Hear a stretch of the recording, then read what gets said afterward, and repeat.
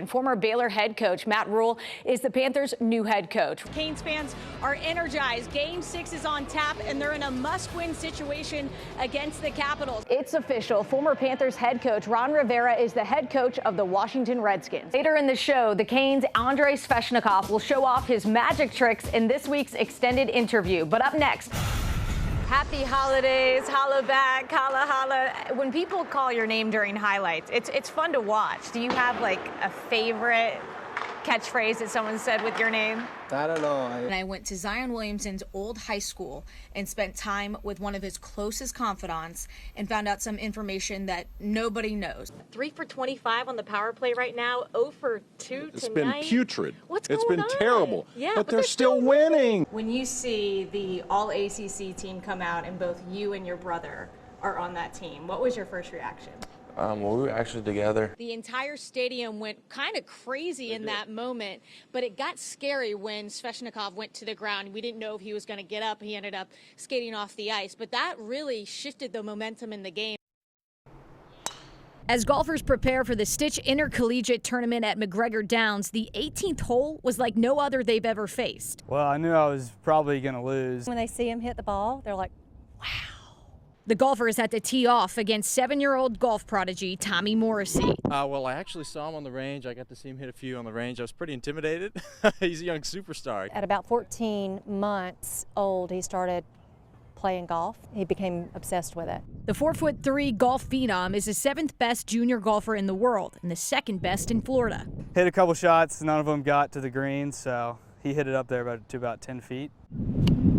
Besides facing one of the top up-and-coming golfers, they had to do it with one arm. Why? Because Tommy only has one arm. You know, we all hope for the perfect child.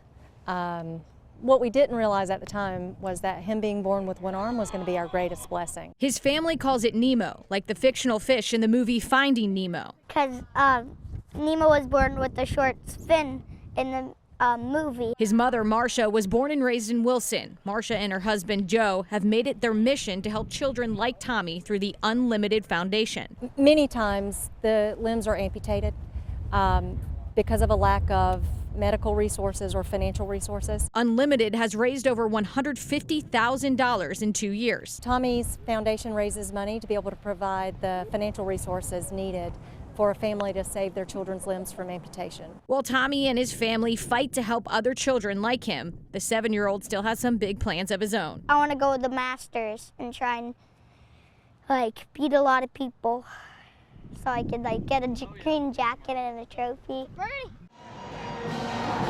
Zion is a once-in-a-generation talent to come through Duke.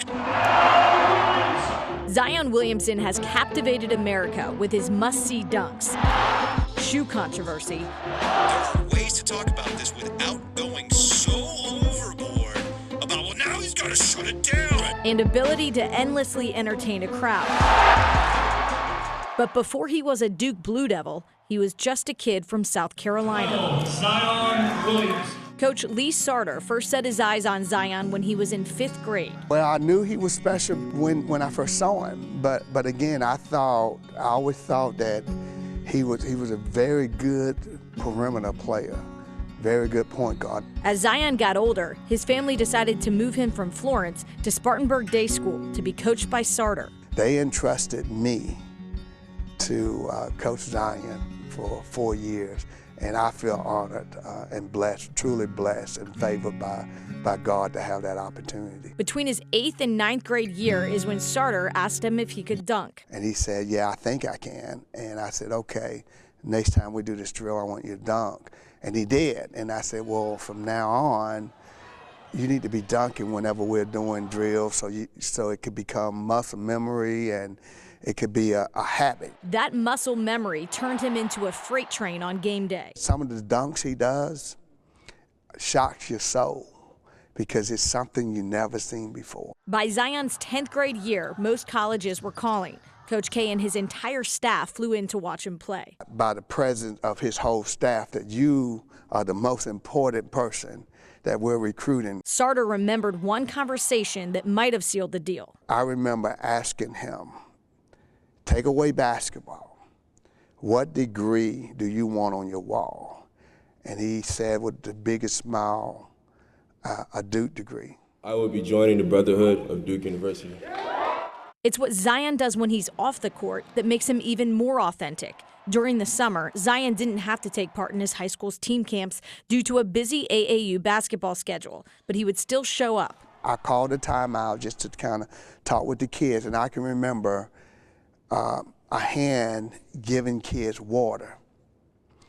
And then I recall Zion saying, "Do anybody else need any water?" When Zion won the National Player of the Year award, he didn't race to the stage to receive his trophy. The first person he came to was me, and he hugged me and he said, "Thank you, Coach."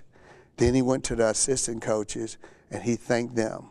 Then he went to all of his teammates and he thanked them. Look, I think about his heart, and his heart can lift 1,000 pounds. For a guy who seemingly has it all, he's the first to acknowledge those who helped him along the way. He elevated everybody around him.